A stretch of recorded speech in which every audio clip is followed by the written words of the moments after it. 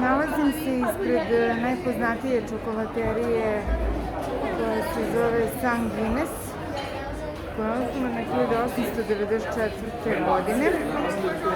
Ovde je najpoznatija topla čokolada sa nekim čurosima.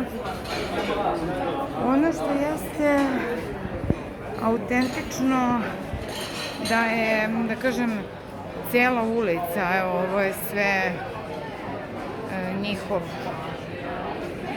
njihov kafić, njihovi stolovi i ova cela ulica, evo kao što se može ovde vidjeti, nadam se da se vidi, ima nekoliko lokala čokolaterije San Guinness.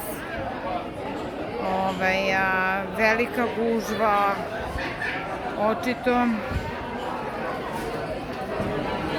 da je poznata ovde u Madridu.